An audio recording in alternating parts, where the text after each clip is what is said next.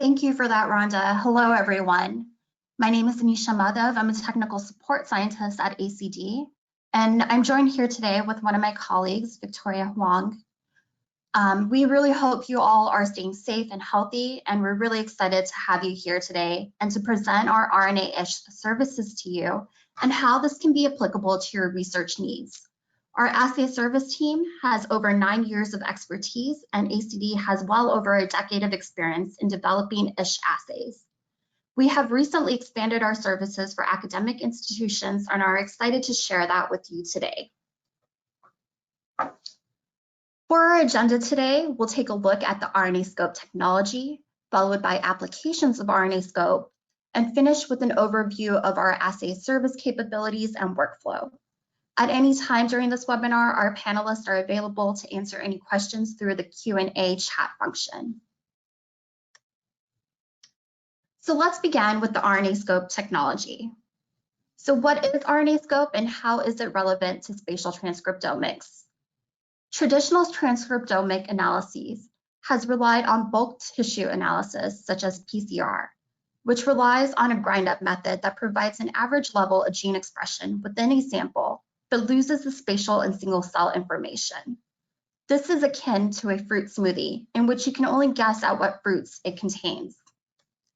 With the advent of single-cell transcriptomic analysis, such as single-cell level or single-cell RNA sequencing, we now have molecular information at the single-cell level.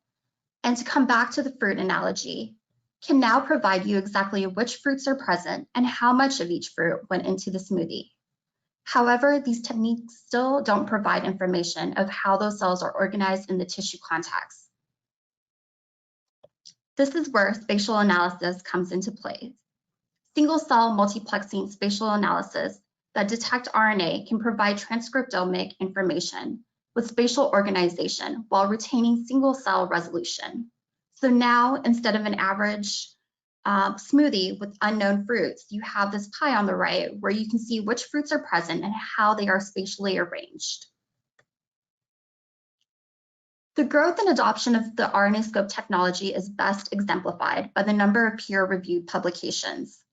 We had our first publication in 2011, and since then there have been over 2,700 peer-reviewed papers published using the RNAscope technology in numerous journals, including many top-tier ones. And the RNAscope technology has been used in multiple fields of research, with about 30% of the publications in neuroscience, followed by cancer research and infectious disease. The RNAscope technology is an ideal spatial analysis solution to interrogate complex tissues. It is both highly specific and sensitive, allowing for detection of RNA biomarkers in cells and tissues with morphological context at the single-cell level. The assay consists of 3 parts: a unique target probe that ACD designs against your sequence of interest, a signal amplification system that generates a high signal-to-noise ratio using either chromogenic or fluorescent-based detection, and lastly, visualization of single RNA molecules as dots.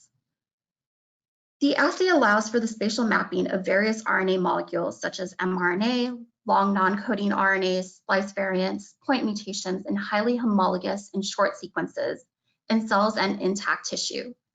The assay can be performed on a wide variety of sample tissues, including paraffin-embedded tissues, fresh frozen or fixed frozen tissues, and cultured cells. The first key feature of the RNAscope technology is the probe design. We depict the oligo target specific probes as Zs to emphasize the fact that they have 2 regions linked by a spacer. The bottom of the Z complements and hybridizes to the target transcript. The top of the Z is the base for the amplification structure. A standard RNAscope probe consists of 20 ZZ pairs pulled together that are designed to hybridize in tandem along a target region to target roughly 1,000 base pair region. This allows for an incredible amount of amplification and signal potential. However, only a few ZZ pairs are needed to bind to the target RNA sequence in order to generate enough signal for molecular detection, allowing us to detect RNA even in samples with fragmented or degraded RNA. Here we'll go through a depiction of how the signal is amplified with the RNAscope assay. The two key features of our technology are the probe design, described previously, and the signal amplification system. When the two Zs in a ZZ pair hybridize in tandem to the target sequence, it creates a unique binding site upon which a preamplifier can bind, after which the amplifier binds to the preamplifiers, followed by which the chromogenically or fluorescently labeled oligos bind to the tree. The amplification system allows for the visualization of single RNA transcripts, and hence very low levels of target can be detected. On the other hand, if only one Z of a pair binds non-specifically to a sequence, the preamplifier will not be able to hybridize and the amplification tree will not form. As a result, no signal is detected. The probe design and amplification system strategies provide high sensitivity and specificity of detection. The RNAscope assay allows for single molecule detection. This is illustrated in an experiment from the first publication demonstrating the RNAscope assay. One plate of HeLa cell culture was run using the RNAscope assay probed for HER2, and the other was lysed and the solution was probed for HER2. With the RNAscope experiment on the left, you can count HER2 mRNA as the green fluorescent dots, which averages to about 14 dots per cell or 14 HER2 RNA copies per cell. On the right, a standard curve was used to determine the average HER2 RNA copies per cell in the lysate, which averaged at about 17 copies per cell. So the two assays gave comparable results with RNA copy readouts. The main point here being that a single dot using RNAscope translates to a single molecule of transcript.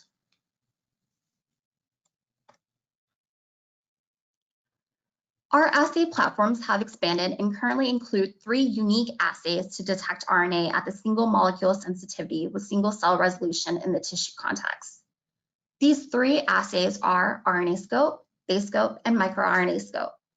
The RNAscope assay is applicable for mRNA or non-coding RNA greater than 300 nucleotides in length and is available in singleplex or duplex chromogenic or as a multiplex fluorescent assay. Currently, it's being offered for up to 4 targets with our assay services. BaseScope is designed for the detection of exon junctions, splice variants, point mutations, and highly homologous or short sequences between 50 and 300 nucleotides in length. BaseScope is available as singleplex or duplex chromogenic assay. Our newest product, microRNAscope, is designed for the detection of antisense oligos, microRNAs, siRNAs, and other small RNA sequences between 17 and 50 nucleotides, and is available as a singleplex chromogenic assay. Next, we'll discuss applications of RNAscope technology. The RNAscope technology has been used for various applications. We'll touch on a few of these, including RNAscope for validation of single-cell RNA-seq, splice variants, dual-ish IHC or IF. RNAscope has also been used in various research areas in basic science, infectious disease, cancer and clinical research, and biopharma discovery and development. Today, I will share some examples from some of these research areas, such as oncology, neuroscience, gene therapy, and stem cell research. RNAscope can be used as a tool to enhance your research goals, whether it's identifying new biomarkers or drug targets or testing the efficacy of a particular therapeutic. Our in situ technology provides precise gene expression profiling with high sensitivity and specificity within complex tissues such as the developing embryo or within the heterogeneous tumor microenvironment to the right. Further, the assay provides single cell resolution within the context of the tissue. This is one of the reasons it lends itself well for single cell RNA-seq validation studies. Current single cell transcriptome studies utilize dissociated cells, which result in the loss of spatial organization of the cell population in the tissue context. The multiplexing capabilities of the RNAscope technology, coupled with its high signal-to-noise ratio, enable single cell and single molecule detection of transcripts in the tissue context, providing confirmation of high throughput single cell transcriptomic results, as well as adding spatial information to these data sets. Here, we've highlighted just a few with bullet points areas where incorporating the RNAscope technology has been used for spatial mapping and validation. For instance, for spatially mapping a cell atlas to visualize gene signatures of newly identified or that of highly heterogeneous cell populations. It can be used in therapeutics to confirm therapeutic cell types, identify new targets, or to determine response to drug treatments. And it's also been used to confirm publicly available data sets.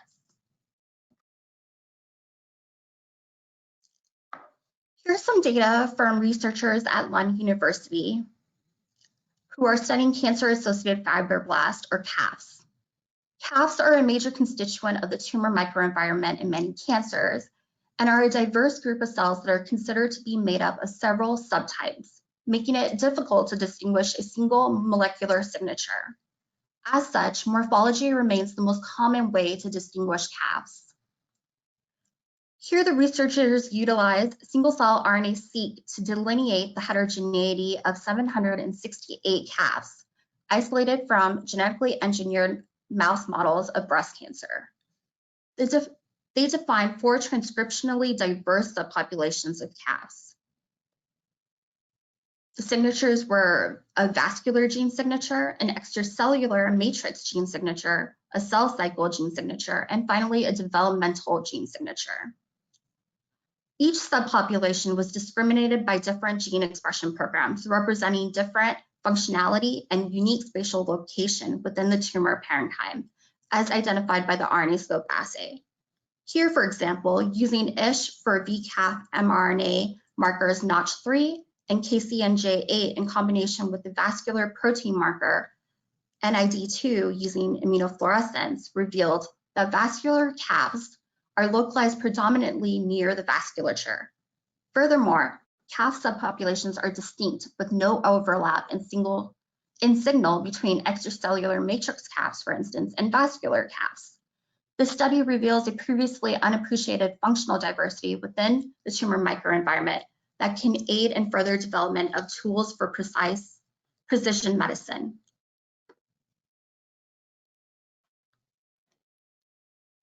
Last year, the Human Cell Atlas, led by Sarah Tickman, published the seminal paper in Nature Medicine describing a cell atlas of the human healthy lung as well as the asthmatic lung. Using more than 25,000 cells from healthy and asthmatic lungs, they revealed mucus cell hyperplasia in the asthmatic lung. The multiplexing capabilities of RNAscope fluorescent assay allowed for confirmation of a strong increase in mucus ciliated cells in the asthmatic lung by detecting co-expression of MUC5AC, a secretory marker, and FOXJ1, a ciliated cell marker, in the same cells, as indicated by the white arrows in the image on the bottom right.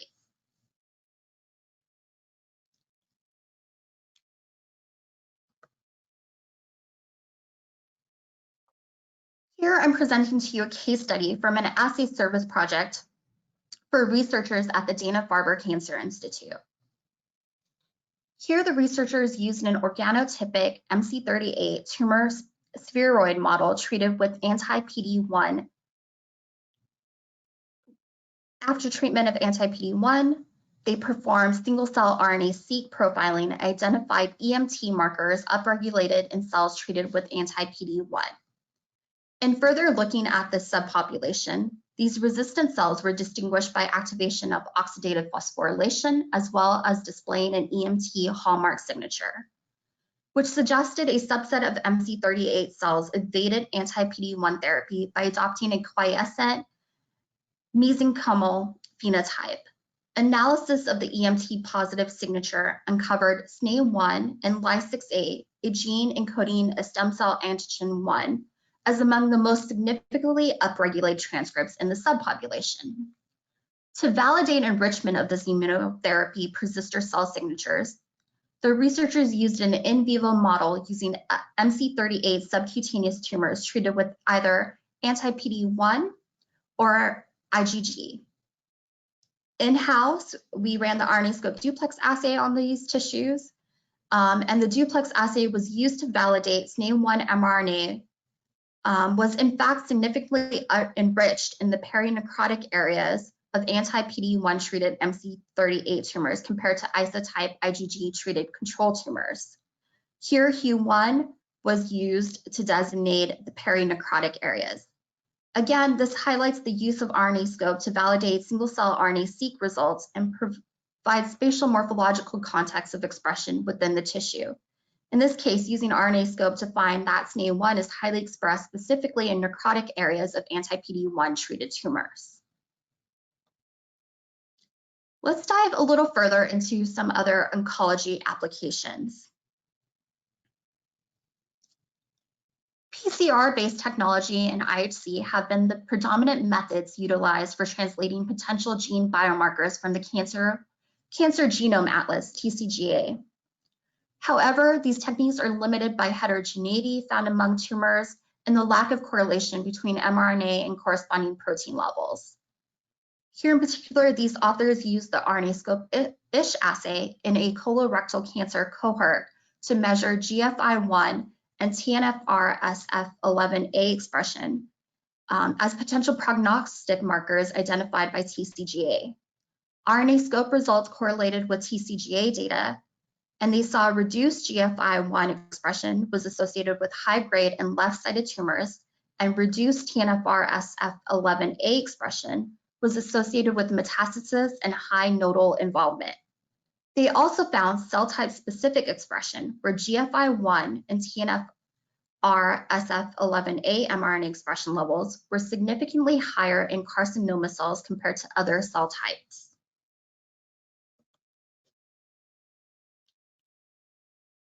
This particular piece of data is from a clinical cancer research publication in 2014 showing COL11A1 protein and RNA expression in primary metastatic and recurrent serous ovarian cancer tissue.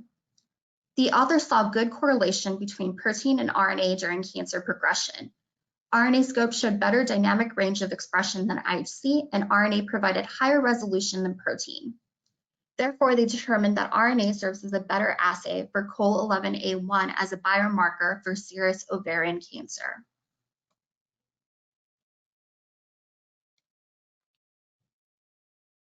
Here's another case study from staining that was performed by our assay services for Insight. HeLa cells were stimulated with interferon gamma at varying concentrations for 18 hours and assayed for IDO1 expression by either RNAscope ISH for mRNA or IHC or Western blot for protein. The plot on the right is showing that IHC was 10 times less sensitive than RNAscope, and that there is almost perfect correlation between RNAscope and Western blot sensitivity. The strong correlation between RNAscope ISH and Western blot suggests a highly coordinated induction of IDO1 by interferon gamma at both the mRNA and protein levels. The results of the study was that Insight switched from IHC assay to RNAscope platform for their clinical trial. In oncology, detection of splice variants and point mutations can give further insight into disease progression. Detection of splice variants can also significantly help in understanding of development and lend to functional information about specific cell types. Our BaseScope assay can help to address the need for detecting unique target sequences, including exon junction, splice variants, short sequences, and point mutations. We'll focus a little bit on splice variants. Cellular heterogeneity can also arise from splice variants. Through alternative splicing, which can lead to a variety of combinations, a single gene can encode multiple proteins to increase diversity and cellular heterogeneity. However, detection of splice variants in the tissue context has been limited due to the lack of highly specific tools. Here, we'll look at an example of utilizing the BaseScope assay to detect splice variants of EGFR.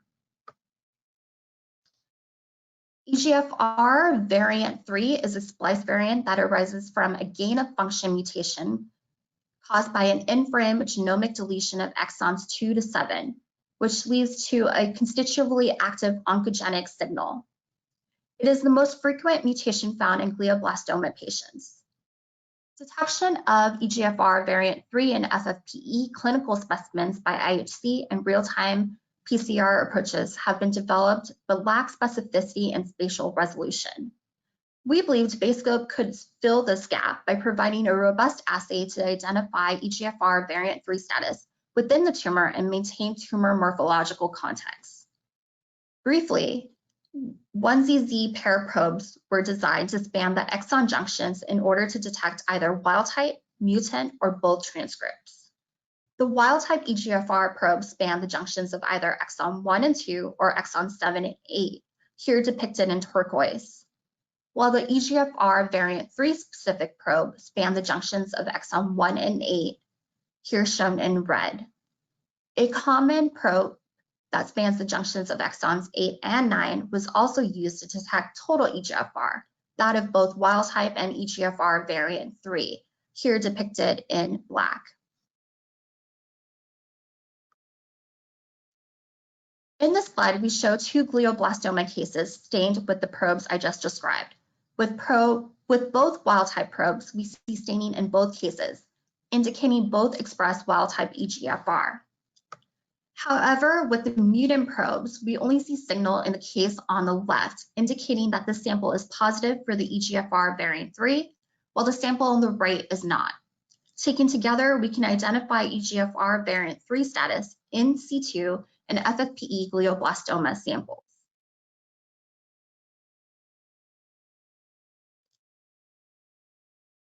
The HER2 splice variant D16HER2, which has a deletion of exon 16, is associated with HER2 positive breast cancer aggressiveness, stemness, and trastuzumab susceptibility. Other than QRT-PCR, reproducible assays are still lacking to detect and quantify the D16HER2 expression, especially while maintaining the spatial morphological context of the tissue. Here we see data from Volpe et al., where they have been able to distinguish the D16HER2 variant expression from the wild-type isoform of HER2 in breast, gastric, and colorectal cancers using our Basescope assay.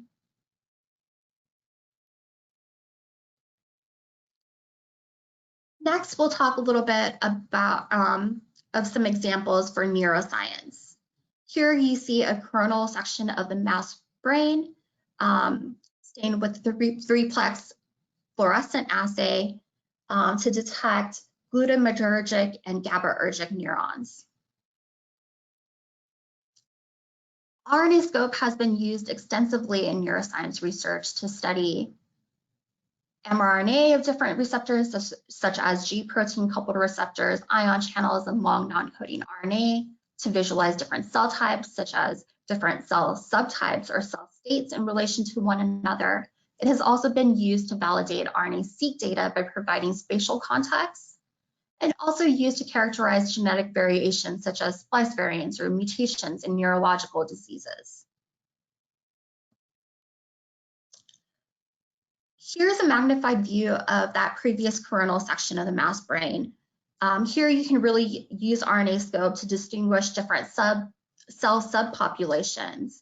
In this case, we're staining for VGlut1, VGlut2, and VGAT to determine glutamatergic and GABAergic neurons in the mouse brain.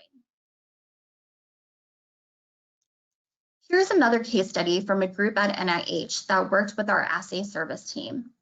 The researchers' goal was to uncover novel and known molecular targets in the structured layers of the hippocampus and olfactory bulbs that may contribute to early hippocampal synaptic deficits and olfactory dysfunction in Alzheimer's disease mice, or AD mice. They used spatial transcriptomics to identify differentially regulated genes in AD mice compared to controls, and found a diverse set of genes that modulate stress responses. On the left, you can see the gene plots, which show a gene's normalized expression values overlaid onto the tissue sections. Through this method, they identified Bach, which is thought to be involved in mitochondrial physiology and cell death, as a spatially downregulated gene in the hippocampus of mouse and human AD brains. The group had previously demonstrated an increase in LPL protein, suggesting that it may contribute to altered fat metabolism in mice with AD. The data corroborated this finding by showing an upregulation of LPL mRNA. One of the limitations of the spatial transcriptomics method that they used was that it did not provide single-cell resolution. They therefore used RNAscope multiplex fluorescent assay to validate the localized expression changes of 3 of these identified genes. In the panel on the right, RNAscope corroborated the transcriptomics results and showed an increase in GABRA2 and LPL, and a decrease in BOC in the AD mice compared to the wild-type mouse brains. Here's a case study for staining that was conducted by our assay service team for researchers at Emory University School of Medicine, using spinal cord fixed frozen samples. During peripheral nerve injuries, KCC2 protein is found to be downregulated through the somatodendritic membranes of exotomized spinal cord motor neurons. The panel on the left shows staining for KCC2 protein in control and 14 days after injury. KCC2 is a potassium chloride cotransporter, and it maintains intracellular chloride found in mature central neurons and controls the strength and direction of GABA glycine synapses. The researchers investigated the mechanism of KCC2 protein downregulation during injury. KCC2 is known to undergo post-translational modifications, which eventually leads to protein degradation. However, KCC2 mRNA and transcriptional changes had not been studied previously during peripheral nerve injury.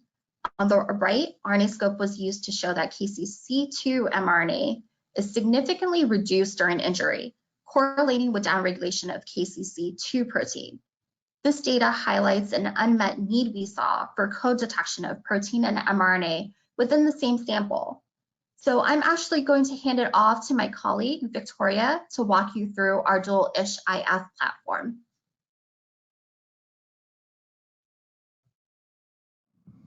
Thank you, Anisha, for the informative first half. As she mentioned, the assay services has seen a growing demand for RNAscope-ISH with immunohistochemistry. This combined ISH-IHC workflow allows one to study cell type specific gene expression, identify cellular sources of secreted proteins, and visualize the spatial organization and interaction of different cell types. RNAscope-ISH with IHC has been used in several fields, including neuroscience. As Anisha mentioned earlier, RNAscope multiplex fluorescent ISH can detect glutamatergic and GABAergic cells. Combined with immunofluorescence for the neuronal cell marker NuN, seen in white, the 4 images on the right shows the ability of ISH-IF workflow for spatial mapping.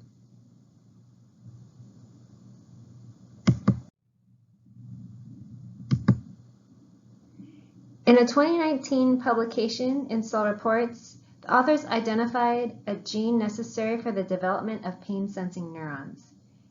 They used loss of function and gain of function experiments in mouse embryos to demonstrate that PRDM inactivation led to a loss of nociceptive neurons. They used RNAscope-ISH in combination with immunofluorescence to look at the expression pattern of the transcriptional regulator PRDM12 during neurogenesis and found its expression predominantly in nociceptive neurons, which is consistent with their finding that the PRDM12 is necessary for the development of pain perception.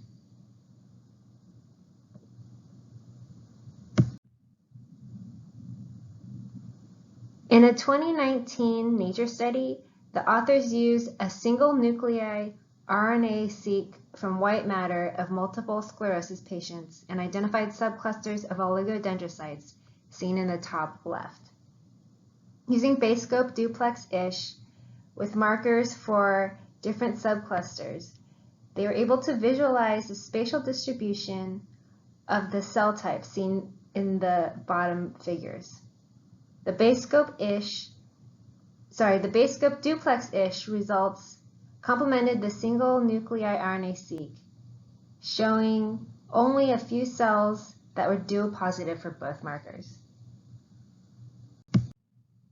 In this study, the authors also identified in their clusters from the multiple sclerosis brains a type of cell that expressed genes associated with both oligodendrocytes and microglia.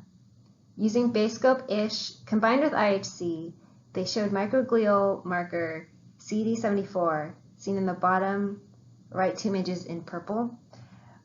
CD74 was expressed with OLIG1-2 type positive oligodendrocytes.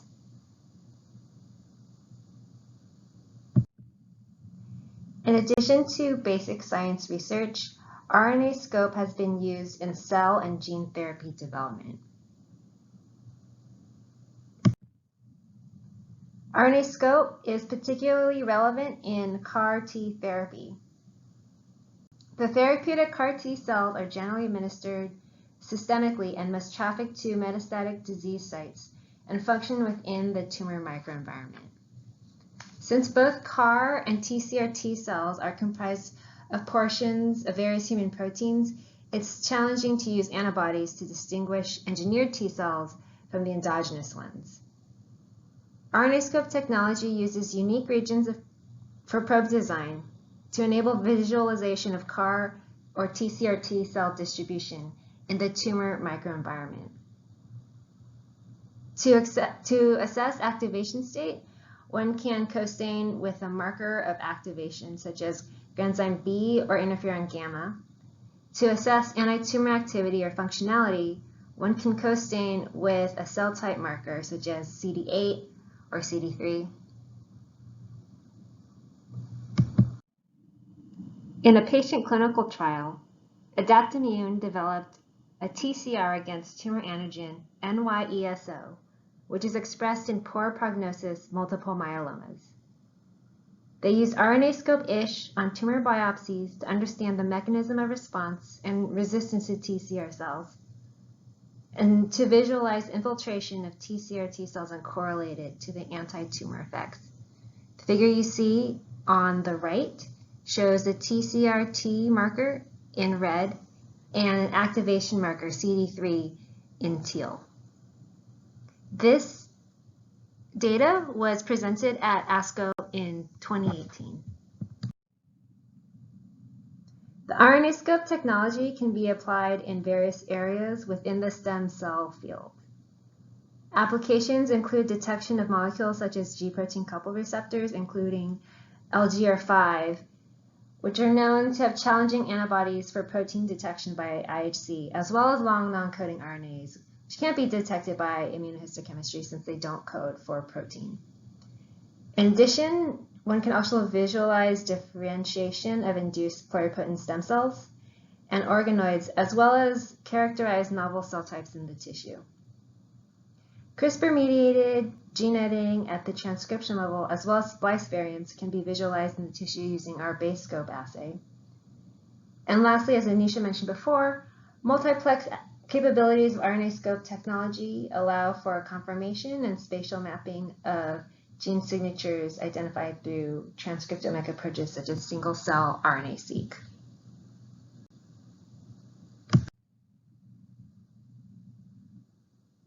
Using the RNAscope multiplex fluorescent-ish assay, we can visualize the intestinal stem cell population that resides in the crypt-based columnar cells. Shown here are known markers of the intestinal stem cells, which include LGR5 in white, ASCL2 in green, and OLFM4 in red.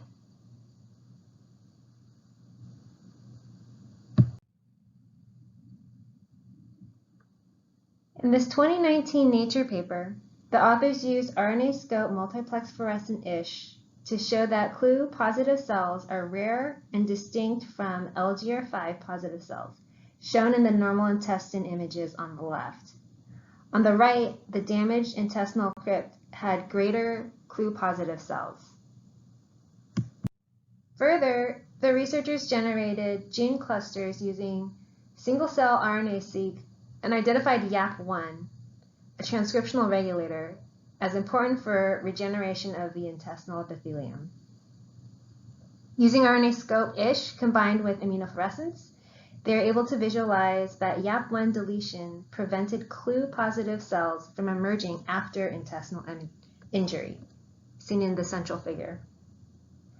This led them to the model, which you see on the right, where after intestinal injury, during intestinal regeneration, YAP1 induces reversal stem cells that generate new LGR5 positive cells and restore the epithelium.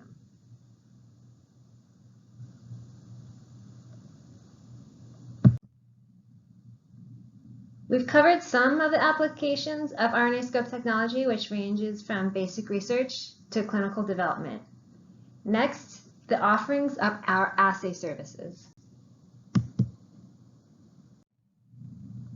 For RNAscope-ish assays, we can help with acquisition and qualification of tissue samples through our trusted chain of tissue providers. We also work with third-party CROs and can easily manage the embedding and sectioning of the samples in your studies. We perform RNAscope, BaseScope, and microRNAscope assays, which are routinely provided through our service panel. Other options include quantitative assessment and a report which includes our findings as well as materials and methods of the study. The assay services workflow start with the quality assessment for tissues as well as RNA quality. We perform multiple rounds of pre-treatment optimization for best signal to noise ratio. Internal controls provide confidence that the maximum sensitivity is achieved. Quality processes and SOPs, standard operating procedures, ensure reliability and confidence in the data. After phase 1, we move on to marker staining using the optimized pre-treatment conditions. Optional offerings include scanning of the whole slides at 40x, as well as image analysis, reporting, and a teleconference to review the study. We also want to share with you how we manage quality systems and security for data generated through the assay services. Standard operating procedures govern the workflow, including staining procedures, sample tracking, data management, and data quality control. Each assay run includes internal HeLa cells as technical controls. Seen at the top, the HeLa positive control, and the bottom, negative control. They must pass strict quality control requirements in every assay run. Any run that fails the run suitability requirements will be repeated. The data we generate here is shared through a secured file sharing system called Ignite. Access to this data is highly restricted.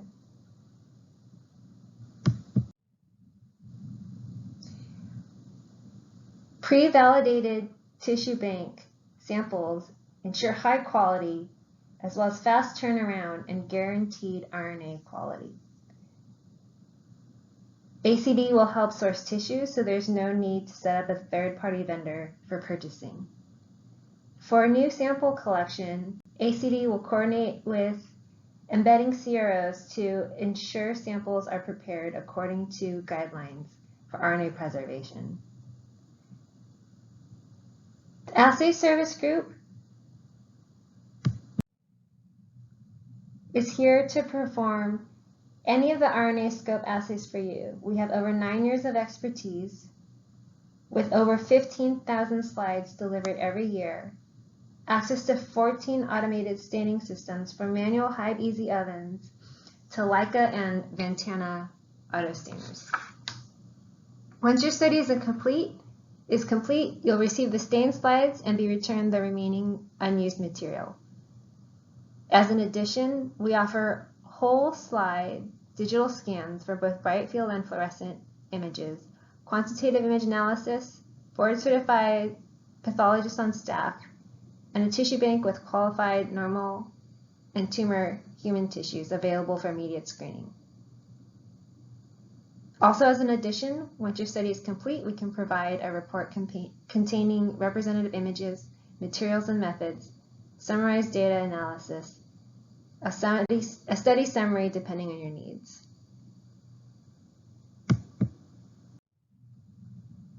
We can provide scientific pre-sales guidance to help you plan your study with a one-to-one teleconference to understand your goals.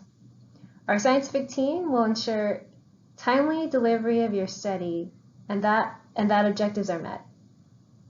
We're available to present the summary data.